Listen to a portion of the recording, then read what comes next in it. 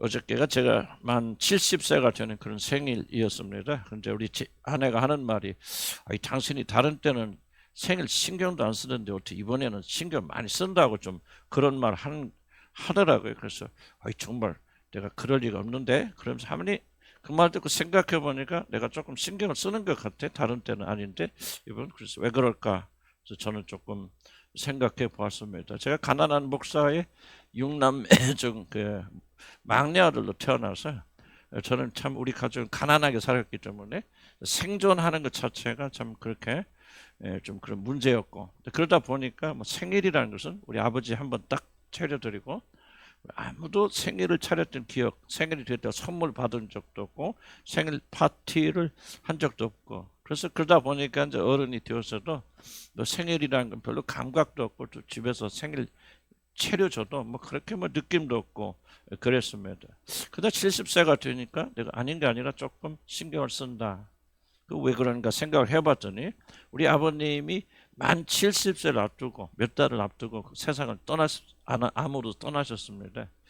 그리고 우리 할머니도 만 70세가 되던 해에 또 병으로 치매로 그렇게 세상을 떠나셨고, 또 우리 형님도 만 70세가 되어져서 암이 그 아버님과 똑같은 암이 걸려서 3년 동안 고생하셨다 그렇게 떠나갔고, 우리 또 큰 선교사님 미아누님도 70세에 피부암이 생겨서 그런 이제 완전 완쾌가 되어져서 지금도 선교사 열심히 잘하고 계십니다. 또 우리 또 누님이 막내 누님이 또 70세 됐을 때 작년인가 재작년 작년 같기도 한데 아니 재작년 저 2살 차이니까 다락에서 떨어져 가지고 거의 완전 죽기 직전에 아주 몇 달 동안 그냥 똥오줌 다 가려내는 그런 불상사를 겪었습니다. 그래서 이 70이라는 숫자가 굉장히 저한테는 의미가 있는, 뭐 저도 죽을까봐 그렇게 두려워하진 않지만은 70이 되어지니까 하루하루가 하나님의 은혜구나, 하나님께 새 생명을 주셨구나, 그런 생각을 하면서 이 70의 이 생일이 상당히 저한테는 의미가 있다, 저는 그렇게 생각이 듭니다.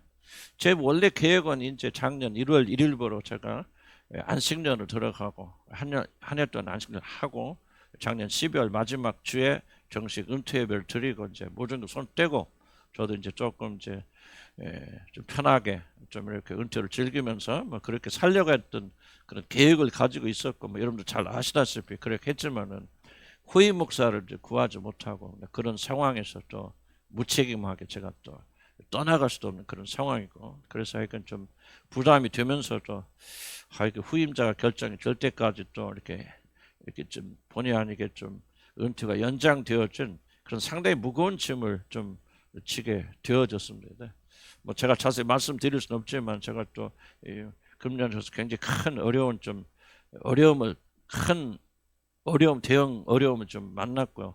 또 건강도 그렇고, 또 지난주 하필 또 감기 겨울에 한 번도 안 걸리다가 내내 이제 겨울에 감기 들이면서 이런 시간을 좀 제가 생각을 해봤거든요.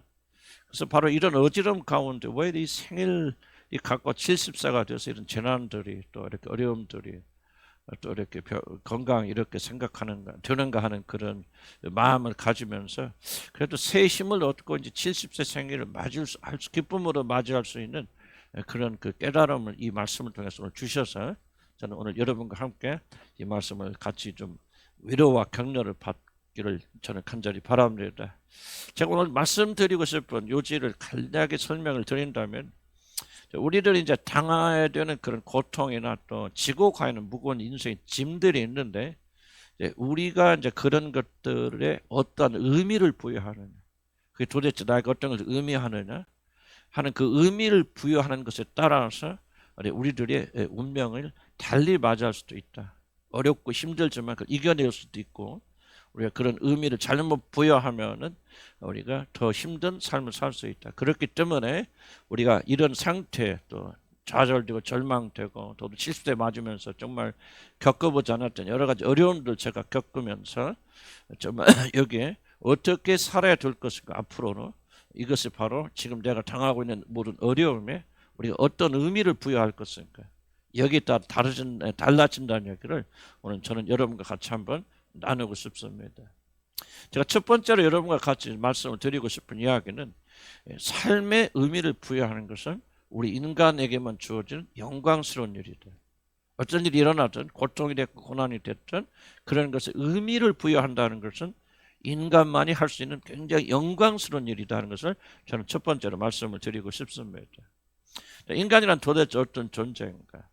하나님께 사람을 만드실 때 짐승과 어떤 것이 가장 다르게 만드셨을까? 물론 여러 가지 차이점이 있지만은 그러나 하나님께서 오직 인간에게 주신 독특한 것이 있다면은 오직 인간만이 자기 자신이나 자기 삶에 일어난 일이 의미를 부여하는, 이게 도대체 무엇을 말하는 것이지 무엇이지 하고 의미를 부여할 수 있는 그런 존재로 만드셨다 하는 차이점이 있을 겁니다. 우리 한번 예를 들어보면 동물들은 그냥 먹죠. 맛있으면 그냥 먹고 입에 맞는 것을 먹습니다. 그러나 인간만이 자기가 먹는 음식에 대해서 의미를 부여합니다. 이게 좋은 음식인가 나쁜 음식인가, 이것을 먹으면 내게 건강에 좋을 것인지 안 될 것인지, 그리고 뭐 흔히 말하는 대로 먹는 것이 곧 사람이다 하는 그런 의미를 부여할 수 있는 능력을 가진 것은 존재하는 모든 것 중에서 인간밖에는 없습니다. 그래서 이거는 먹으면 좋은 거구나, 좋지 않은 거구나. 그래서 좋지 않은 음식은 피하게 되고, 그래서 자기가 부여하는 의미에 따라서 먹기도 하고 피하기도 하는 독특한 기능을 가진 것은 인간밖에 없다.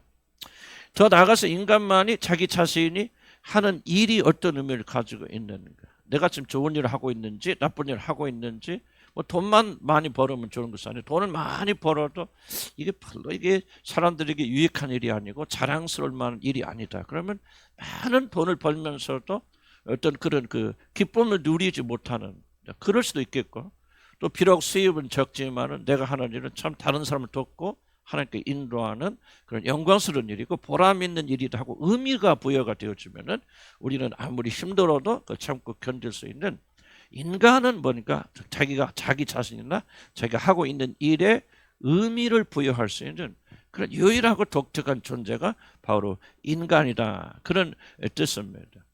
그럼 만약 자기가 하는 일에 의미를 부여하지 못한다면 그건 비극적인 일들이 많이 일어납니다. 일을 하긴 하지만은 뭐 짐승과 다를 바 없는 그런 삶을 살게 됩니다.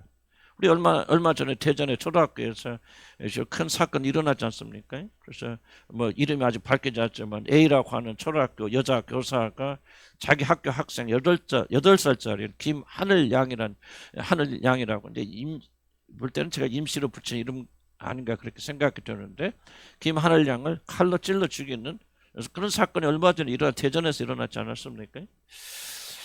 왜 그런 범죄를 저질렀는지, 그가 우울증에 시달렸는데 우울증 때문에 그렇다, 어떤 또 범죄 심리학자는 그게 아니다, 그건 우울증의 증상 아니다, 이런 식으로 갑론을박하고 있지만 우리 정확히 이해를 못합니다. 그러나 제가 이해하는 것은 어쨌든 그는 자기가 하는 일에 스트레스를 받았을 것이고, 그리고 자기가 하는 일이 얼마나 보람 있는 일인가. 교사들 굉장히 어렵고 힘들잖아요. 지치고 힘든 일이지만은 얼마나 보람 있는 일인가, 자기 삶에 자기가 하는 일에 의미를 부여하지 못했을 것이다. 어떤 형편이 됐든지 저는 그렇게 생각이 듭니다. 자기가 하는 일에 의미를 부여했다면, 이거 뭐 아이들 가르치고 뭐 하고 힘들고 또 다른 사람 알아주지도 않고 조금만 잘못하면 그냥 학부모들이 또 컴플레인하고 막 고소당하고 그런 일들이 많이 일어나는데, 그런 가운데서도 아이가 내가 하는 일은 참 보람있는 일이고 나라의 미래를 결정짓는 중요한 아이들을 길러내는 일이라 하고 그렇게 그런 자기 삶에 의미를 주었다면은 나는 결코 그분이 아무리 스트레스를 받고 우울증에 시달려도 자기가 가르치는 제자를 흉기로 찔러 죽이는 그런 일은 행하지 아니했을 것이다, 그렇게 생각이 듭니다. 그럼 인간의 고귀함이 무엇입니까? 그래서 힘든 일, 짜증나는 일, 그리고 다른 자들이 알아주지 않는 일을 하면서도 일이 고귀하다, 보람이 있다, 가치가 있다고 자기 자신 하는 일에 의미를 부여할 수 있는 존재, 나는 이것이 인간을 굉장히 고귀하게 만든다, 저는 그렇게 생각합니다. 왜냐하면 존재하는 모든 것들이 다 자기가 하는 일에, 그리고 모든 인간들이 다 자기가 하는 일에 의미를 부여할 수 있는 그런 자들이 아니기 때문입니다. 하나님은 자신의 형상을 닮은 인간을 창조하면서 오직 인간들에게만 이렇게 의미를 부여할 수 있는 놀라운 특권을 주셨습니다. 창세기 2장 19절에 보면, 우리 한번 읽어볼까요? 창세기 2장 19절 찾아보면 같이 한번 읽읍 시작. 여호와 하나님이 흙으로 각종 들짐승 시작. 흙으로 각종 들짐승과 공중의 각종 새를 지으시고 아담이 무엇으로 부르나 보시려고 그것들을 그를 이끌어 갔으니 아담이 각 생물을 부르시는 것이 그의 이름이 되었더라. 하나님께서 흙을 빚어 만들어서 짐승을 만들어 놓고요. 그 모든 짐승들을 아담에게로 끌고 오니까 아담이 하나하나에게 이름을 붙여줬다. 무슨 뜻입니까? 너는 코끼리다, 너는 호랑이다, 너는 토끼다. 의미를 부여했다는 겁니다. 이 이름을 주는 것은 하나님의 독특한 창조 행위입니다. 아브라함이 99세 때 하나님께서 아브라함에게 나타나셔서 너는 이제부터 아브라함이 아니고 아브라함이야 하고 그의 이름을 바꿔주잖아요. 아브라함은 무슨 뜻입니까? 아버지는 높다 그런 뜻입니다. 한마디로 교만한 뜻입니다. 나는 높은 사람이야 그런 뜻인데 아브라함 만국의 아버지 모든 자들의 아버지로 이름을 바꿔주세요. 그럼 바꿔주시고 어떤 일이 일어납니까? 뭐라 그런 아브라함은 아들도 없는 그런 자였지만은 그의 이름이 바뀌어진 다음에 그가 자녀를 낳는 능력을 가지게 되어져서 이제 이삭을 낳게 되고 이삭을 통해서 많은 민족들, 특히 우리를 구원하실 예수 그리스도가 이 땅에 오셔서 바로 구원하실 만국의 열국의 아버지가 되었다. 그러니까 이름을 준다는 말은 하나님이 하나님만 하실 수 있는 창조 행위인데 아담에게 그런 특권을 주셨다는 것은 아담뿐만 아니라 우리 모든 인간들에게는 어떤 독특한 그런 능력과 힘이 있느냐, 바로 자기 자신이나 또 다른 자들에게 그 의미를 부여할 수 있는, 너는 좋은 사람이야, 나쁜 사람이야, 이 일은 의미가 있어 없어, 이 일은 훌륭한 일이야, 이 일은 고생돼도 보람이 있는 일이야 라고 이렇게 의미를 부여할 수 있는 독특한 그런 힘과 능력을 하나님은 오직 인간에게만 주셨다. 그러므로 제가 말씀드린 첫 번째 말씀드리고 싶은 것은 자기가 하는 일에 또는 자기 자신에게 의미를 부여하느냐 부여하지 못하느냐 하는 것은 인간이 가지고 있는 가장 중요한 일 중에 하나이고, 어떤 일에 의미를 부여한다는 것이야말로 인간이 가장 영광스러운 일이다 하는 것을 첫 번째로 말씀을 드리고 싶습니다. 나는 이 사실을 여러분이 가볍게 여기지 않기를 바랍니다. 왜냐하면 앞에서 말한 여교사의 경우는 그가 자기 자신이 어렵고 힘든 일을 하고 있지만은 그가 실패한 것은 우울증이 실패한 것, 삶이 실패한 것이 아니라 그가 실패한 것은 자기가 하고 있는 그 일에 대해서 의미를 부여하는 이 능력과 이 특권을 사용하지 못했다. 어떻게 분석하든 저는 그렇게 생각합니다. 만약 자기가 그렇게 힘든 일을 하였지만 그럼에도 불구하고 이것은 보람 있는 일이에요. 사람들이 다 알아주지만 너무 스트레스 받는 직업이지만 그러나 이 아이들을 훌륭한 아이들로 길러내는 그런 좋은 의미 있는 일이야 하라고 자기 자신의 일에 의미를 부여했다면 결코 이런 일을 저지르지 아니했을 것이다. 오늘도 얼마나 수많은 사람들이 자기 자신의 의미가 무엇인조차 깨닫지 못하고 자기 자신 하는 일이 얼마나 고귀한 줄 깨닫지 못하기 때문에 얼마나 방황하고 자기 자신이 주어지는 그 삶을 허비하고 사는지 저는 말로 할 수 없습니다. 저도 제 자신이 힘들 때마다 제 자신 하는 일에 의미를 부여합니다. 이런 힘들지만은 정말 이게 뭐 실패같이 보일지 모르지만은 다른 사람이 알아주지 못하지만 심지어 우리 교인들조차 어떤 때는 참 이게 그런 생각도 들 때가 있죠. 그럴 때마다 나는 다시 한번 내가 하고 있는 일에 의미를 부여합니다. 하나님께 내게 주신 사명이야. 이 일은 귀한 일이야, 고귀한 일이야. 그래서 우리가 이렇게 자기 자신의 의미를 부여하는 것은 우리 자신에게 주신 놀라운 특권이다, 영광스러운 일이다. 그런 걸 깨닫기를 난 주의 이름으로 간절히 축복합니다. 두 번째로 성경이 말하고 있는 것은 인간은 자신이 부여하는 의미에 따라 산다. 어떤 의미를 부여하느냐 그 의미에 따라 산다는 것을 나는 두 번째로 여러분에게 말씀드리고 싶습니다. 인간이 자기 자신이나 자기 자신 일하는 일에 어떤 의미를 부여하는 것은 인간만이 가지고 있는 특권일 뿐만 아니라 모든 인간은 자신이 부여한 의미에 따라 살게 된 실제적인 힘을 우리가 가지고 있다는 사실을 잊지 않기를 나의 주를 간절히 축복합니다. 즉 우리들 스스로가 자신과 그리고 자기 자신이 하는 일에 어떤 의미를 부여하느냐, 바로 이것이 여러분의 운명을 결정짓는다는 사실입니다. 오늘 성경 본문 읽은 부분은 여러분 잘 아시는 야곱이 사랑하는 아내 라헬이 나이가 들어서 아이를 낳다가 길에서 죽는 그런 끔찍한 사건을 기록한 현장입니다. 나이가 들어서 임신한 라헬이 고향을 떠나서 가나안에 정착하기 위해서 이동하는 도중 아이를 낳다가 그만 난산이 되어져서 결국 죽게 됩니다. 그가 그렇게 원하던 아들이 태어나지만은 그 아이를 낳기 위해서 자신의 목숨을 잃어버리니 나엘이 너무나 큰 비통 가운데 너는 나한테 큰 슬픔만 가져다고 고통만 가져다 주는 그런 아이구나 한탄하면서 태어나는 아들의 이름을 베뇨니 즉 슬픔의 아들이라고 하는 한이 맺힌 이름을 그에게 지어줍니다. 우리는 앞에서 사람에게는 하나님께 주신 이름, 특별한 능력, 의미를 변 특별한 능력이 있다 그렇게 말씀드렸습니다. 그것은 인간에게는 자기 자신이나 다른 사람의 운명을 결정지을 수 있는 의미를 부여함으로 운명을 결정지을 수 있는 그런 무서운 힘이 있다는 사실입니다. 그러니 어머니 라헬이 죽어가면서 그 한 맺힌 서러움으로 아들의 이름을 슬픔의 아들이다. 너는 눈물의 자식이다. 너는 고통의 자식이다 하는 이름을 붙였다면 그가 자라서 어떤 사람이 되어졌겠습니까?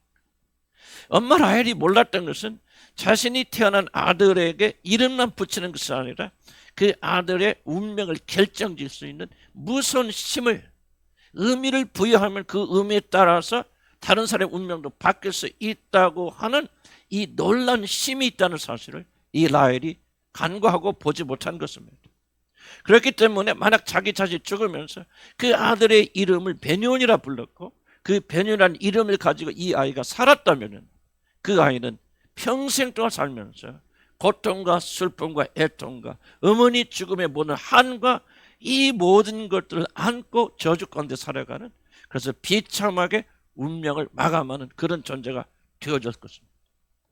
그래서 야곱은 이 비밀을 알았습니다. 이름의 비밀을 알렸고 의미를 부여하는 것이 부모가 자식에게 의미를 부여하는 것이 어떤 효과를 가져다 준다는 것을 야곱은 알았습니다. 그래서 즉각적으로 개입하여서 아들의 이름을 베냐민에서 오른손의 아들, 힘있는 아들이라고는 뜻을 가진 베냐민으로 그 자리에서 바꿔버립니다. 야곱은 아들의 이름을 바꿈으로 이제 막 태어난 아들의 삶의 새로운 의미, 너는 저주받은 아들이 아니야. 너는 애통하고 눈물과 슬픔의 아들이 아니야. 너는 힘있는 아들, 능력 있는 아들이 될 거야 라고 그에게 새로운 의미를 부여합니다. 아버지 야곱은 막 태어난 아들의 삶의 의미를 저주와 슬픔과 한숨에서 힘있고 능력 있는 아들로 바꿔줍니다. 자신을 낳다가 어머니가 죽은 한이 아니라 하나님의 손으로 강하게 붙드신 아들, 너는 능력의 아들이 될 것이라고 의미를 그에게 붙여주는 것입니다. 여러분이 이런 질문을 던질 수 있습니다. 그 이름 하나 바꿨다고 그 사람이 바뀌겠습니까? 그 의미를 바꾼다고 해서 그 사람이 변하겠습니까? 이런 마음속에 부정적인 생각으로 가득 찬 사람은 지금 말씀 들으면서 그런 생각을 할 수 있겠죠. 과연 베냐민에서 이름이 바뀌니 삶의 의미가 바뀌었고 그의 삶 자체가 바뀌었을까? 우리 다 같이 창세기 46장 8절 한번 좀 찾아보시기 바랍니다. 창세기 46장 8절 보면 찾아놓고 있으시기 바랍니다. 46장 8절에 쭉 보면 이름들이 나오죠. 이름들이 쭉 나옵니다. 이게 뭐냐? 요셉이 국무총리가 되었을 때 기근을 피하여서 애굽에 들어간 야곱의 후손들의 이름이 등장합니다. 70명 정도가 쭉 기록이 됩니다. 야곱에게 12아들이 있었기 때문에 그들로부터 태어난 모든 자들의 이름이 여기에 다 기록되어 있습니다. 그러니까 야곱의 12아들 또는 디나 또는 야곱 자신 한 빼니까 아마 이 12아들들부터 태어난 총, 내 숫자는 세우지 않았죠. 약 50명 정도가 해당이 될 겁니다. 그렇게 되죠. 그런데 21절 보면은요, 깜짝 놀랄 거 하나 발견할 수 있습니다. 베냐민의 12아들 중에서 제일 막내동인 베냐민의 아들이 몇 명인가? 자, 21절 다 보셨습니까? 한번 세봅시다. 시작. 몇 명인가? 하나, 둘, 시작.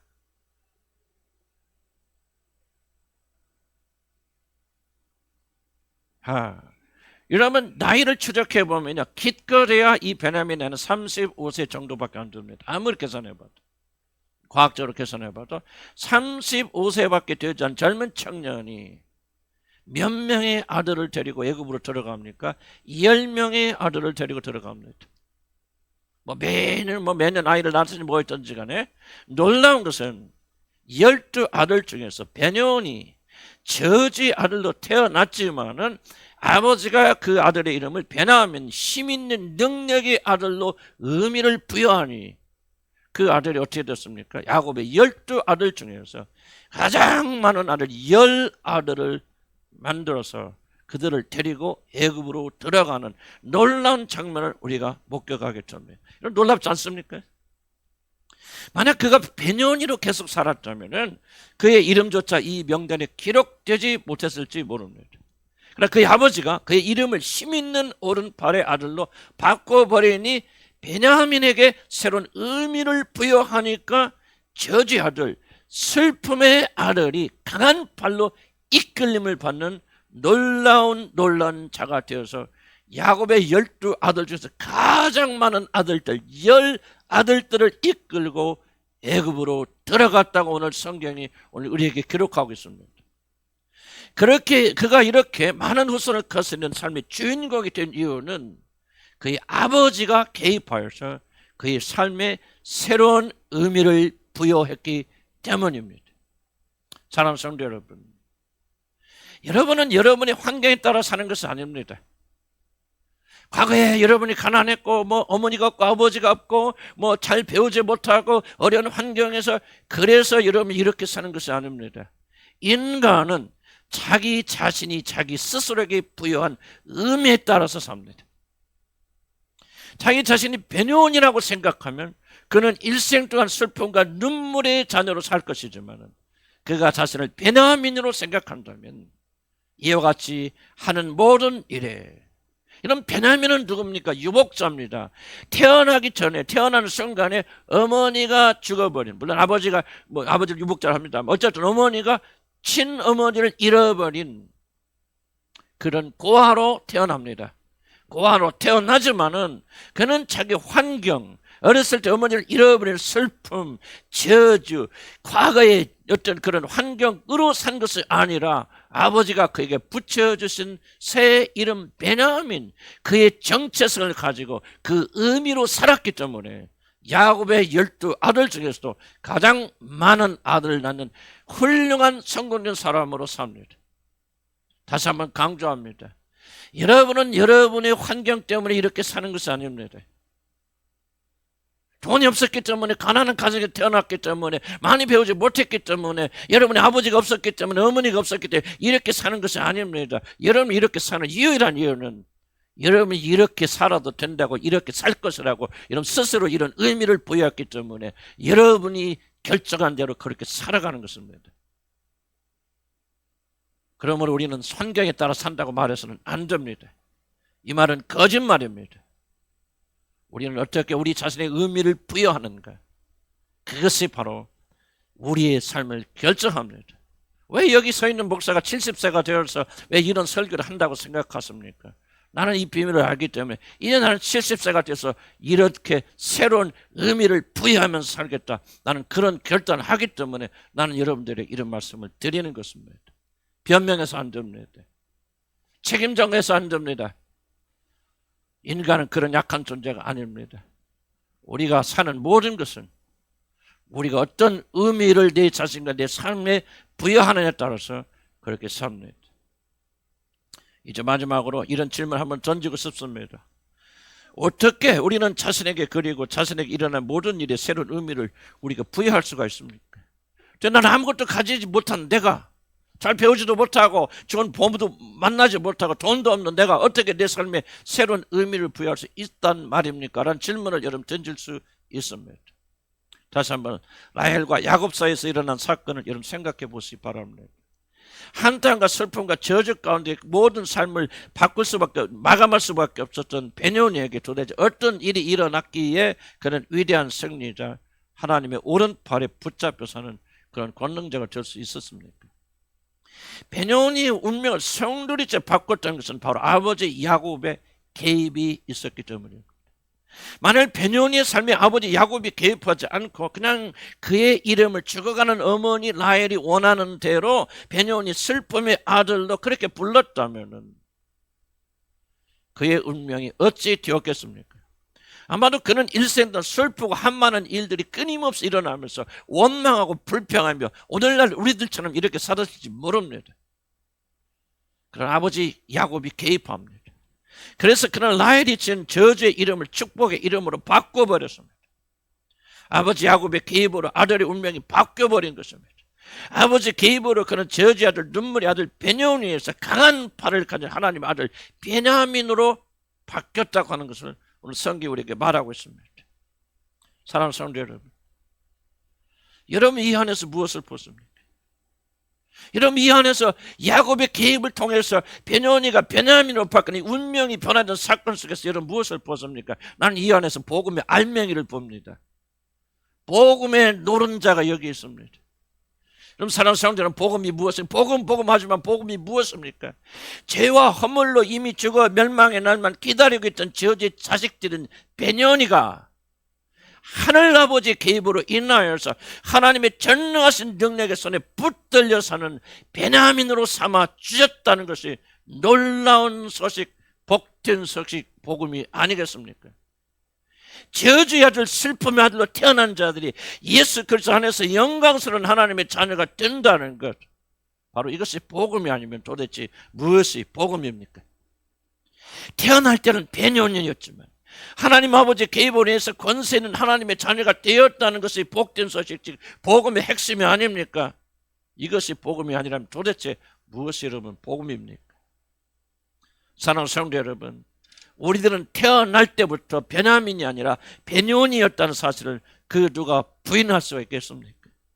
누가 말하지 않아도 우리들은 스스로 태어날 때부터 저주애들 베냐민으로 태어난 진노의 자식이었다는 사실을 우리 누가 부인할 수 있습니까? 시편 51편 5절에 보면 이런 말씀이 있습니다. 내가 죄악 중에서 출생하였으며 어머니가 죄 중에서 나를 잉태하였나이다. 어머니가 죄를 지어서 나를 배웠다, 그런 얘기 아닙니다. 이 말은 우리 인간 태어나기도 전에, 우리들이 태어나서 어떤 악을 행하기도 전에, 어머니 뱃속에서 만들어지기도 전에 이미 죄인이라는 사실을 우리가 강조하는 것입니다. 우리는 이미 죄인이 되어 있어요. 죄 가운데서 태어납니다. 착하고 선하게 태어나는데 죄를 지어서 죄인이 되는 것이 아니라 태어나는 순간부터, 태어나기 이전부터 하나님을 떠난 죄인들이기 때문에 그가 태어나서 자라나서 성장하면서 죄를 짓게 되는 것입니다. 우리는 어디 죄인이기만 합니까? 요한복음 10장 44절 이렇게 말합니다. 주님은 바리새인을 향해서 너희 아버지는 마귀다, 그렇게 말합니다. 그런데 어찌 이 말이 바리새인들에게만 하는 말이겠습니까? 주를 알지 못한 모든 자들이 마귀의 자식이다, 그런 뜻이 아니겠습니까? 우리들은 이 세상에 마귀의 자식들로 태어납니다. 천생이 죄인이기 때문에 그렇습니다. 그뿐 아니라 우리들은 다 하나님의 원수라고 말하지 않습니까? 우리가 원수 되었을 때 그의 아들의 죽으심으로 말미암아 하나님과 우리가 화목하게 되었다고 로마서 5장 10절에 말하고 있지 않습니까? 전에 악한 행실로 멀리 떠나 마음으로 하나님과 원수된 너희들을 하나님이 구원하셨다고 말씀하지 않습니까? 우리는 죄인일 뿐만 아니라 하나님을 대적하는 하나님 원수된 자들입니다. 그래서 하나님을 싫어하고 미워하고 하나님에 관한 모든 것들 대적하고 무너뜨리고 하나님 소리만 나면 알레르기가 일어나는 것이 바로 인간들이 아니겠습니까? 바로 이 사실을 통틀어 성경은 우리들이 죽은 자들이라고 그렇게 말하는 것입니다.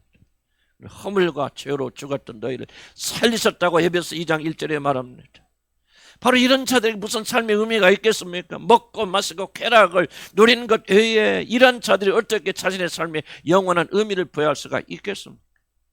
먹고 마시고 싸고 즐기고 그러다가 지옥으로 떨어지는 비참한 베냐민을 바로 이들이 그리스도 밖에 있는 자들의 비참한 운명이요, 바로 과거의 저와 여러분들의 모습이 아니었습니까? 근데 야곱이 개입해서 비참한 운명으로 떨어지는 베냐민을 구출하였듯이 하늘의 아버지 하나님께서 우리를 긍휼히 여겨주셨어요. 여러분의 삶에 개입한 것이 바로 구원이 아닙니까? 그는 허물과 죄로 죽었던 너희를 살리셨도다. 그때 너희는 그 가운데서 행하며 이 세상 풍조를 따르고 공중의 권세 잡은 자를 따랐으니 곧 지금 불순종의 아들들 가운데서 역사는 영이라. 전에는 우리도 다 그 가운데서 우리 육체의 육성을 따라 지내며 육체와 마음이 원하는 것을 마음대로 하여 다른 이들과 같이 본질상 진노의 자녀이었더니 긍휼이 풍성하신 하나님이 우리를 사랑하시는 그 큰 사랑을 인하여 허물로 죽은 너희를 그리스도 예수와 함께 살리시고 또 함께 일으키사 그리스도 예수 안에서 함께 하늘에 앉히셨다고 에베소서에서 그렇게 강조하고 있지 않습니까? 하나님께서 우리를 사랑하시며 불쌍히 여기시사 그의 독생자 아들을 이 땅에 보내어 그 아들이 친히 우리의 모든 죄를 담당하시고 변론의 모든 저주를 다 자기 자신의 몸으로 받으시고 십자가에서 오늘 여기 앉아 계신 여러분을 대신하여 죽으셨기 때문에 우리들을 하나님의 능력의 아들인 베냐민으로 바꾸어 주신 것이 아니겠습니까? 태어날 때 베냐민이었지만 그리스도의 은혜로 저와 여러분 베냐민이 된 그 축복을 받은 자들이 바로 이것이고 이것이 바로 복음입니다. 왜 우리는 자신이나 자신의 삶에 이런 놀라운 의미를 부여할 수 있습니까?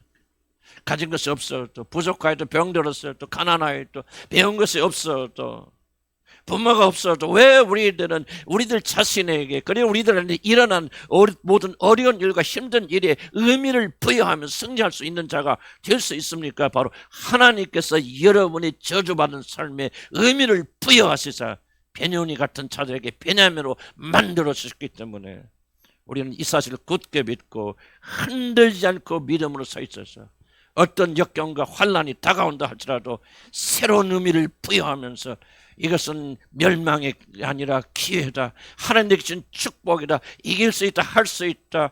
능력의 사람으로 변하는 것이 아니겠습니까? 우리는 갈보리 언덕에서 새로운 존재가 되어졌습니다. 그래서 우리들은 이제 자신의 어떤 문제에 부딪히든지 그것에 압도당하지 않고 그 일에 새로운 의미를 부여할 수 있게 되는 것입니다. 하나님의 개입으로 인해서 내가 변화되어서 베냐민이 되었다는 사실을 믿는 믿음만 있다면 폭풍이 몰려와도 우리 인생에 어떤 어려움이 다가와도 잠시 당황할지 모르나 우리는 다시 한번 그것에 의미를 부여하면서 아니다 하나님이 내게 주신 연단의 기회다 하나님 주신 사랑의 표시이다 나는 이길 수 있다 담당할 수 있다 새로운 의미를 부여하면서 우리는 넉넉히 승리할 수가 있는 것입니다. 그러나 우리에게 복음이 없다면 우리가 예수 그리스도 안에서 새로운 사람의 새로운 피조물로 바뀌어진 이 믿음이 없다면 우리는 다가오는 문제들에 압도되어서 쓰러질 수밖에 없을 것입니다. 놀라운 승리 역사를 복음의 놀라운 소식을 믿음으로 받아들이고 자신의 삶에 그리고 자신이 당하고 있는 어려움의 의미를 스스로 부여하면 우리는 얼마든지 승리할 수가 있습니다. 그래서 저도 70의 생일을 맞이하면서 제가 겪고 있는 많은 도전들이 새로운 의미를 부여합니다. 제가 담당할 수 없는 일생에 담당해서 그런 어려움을 겪었습니다. 많은 손실을 입었습니다. 저는 이것을 죽을 때까지 오직 믿음으로 살라는 하나님의 진실된 가름. 이제 너희는 사람의 힘으로 살았구나 돈으로 살았구나 그러나 70대부터는 오직 믿음으로 살라 하시는 하나님의 새로운 역사로 의미를 바꿨습니다.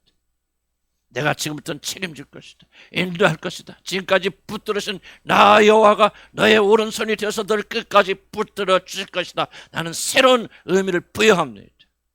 생일이 돼서 감기로 고생하고 이제 나이가 드니까 길길길 할 때가 많아집니다. 그러나 이것도 하나님께서 모든 것을 하나님께 맡겨 죽고 사는 것이 하나님의 손에 달렸음을 믿고 이제 하나님이 일하실 수 있는 기회라고 생각하는 새로운 의미 이제는 내 힘으로 살았으나 이제 하나님께서 나를 인도하시는 이끌림을 받는 삶을 살겠노라고 나는 새로운 의미를 오늘 부여합니다. 그리고 나는 70의 생일을 시작으로 이제 하나님만 바라본 그런 자로 살기를 다시 한번 선택하고 결단합니다. 사랑하는 성도 여러분, 우리는 우리들 자신이나 우리들에게 일어난 일에 어떤 의미를 부여하는가 그 의미에 따라 사는 것이지 이미 일어난 일에 기계적으로 살지 않습니다. 이렇게 사는 것은 하나님이 주신 놀라운 특권을 무시하는 것이고 패배하는 비참한 삶입니다. 징징대고 울지 마시기 바랍니다. 여러분이 복음을 믿고 일어나셔서 여러분의 삶에 다가오는 풍랑에 대해서 새로운 의미를 부여하시기 바랍니다. 이것이 없어서 저것이 없어서 저것 때문에 무엇 때문에 안 된다 그렇게 원망 불평하지 마시고 어떤 베냐민이가 여러분의 삶에 다가오든지 여러분은 베냐민의 이름을 베냐민으로 바꾸시는 여러분 되기를 나는 주님을 간절히 축복합니다. 그 이유는 바로 십자가에서 우리들의 모든 운명이 이미 바꿔졌기 때문입니다. 복음을 진정으로 믿는 자들은 이제 자신이 처한 모든 환경에 새로운 의미를 부여하고 그 의미에 따라 살아야 됩니다. 바로 이것이 하나님의 자녀들의 참된 모습이고 부르심입니다. 오늘 다 같이 야곱이 되어서 그리스도께서 우리 삶에 개입하신 것처럼 여러분의 삶에 어떤 변현이가 다가오거든 즉각적으로 개입하여서 이것은 하나님이 역사하시사 은혜를 베푸시는 능력의 손으로 역사하시고 다루실 변함이다 그렇게 외치시고 새로운 의미를 부여하시는 여러분 되기를 주의 이름으로 간절히 축복합니다. 다시 한번 마지막으로 말씀드립니다. 우리는 십자가에서 우리의 모든 운명이 바뀌었습니다. 아멘. 우리 같이 한번 찬송 한번 부를까요? 십자가에서 우리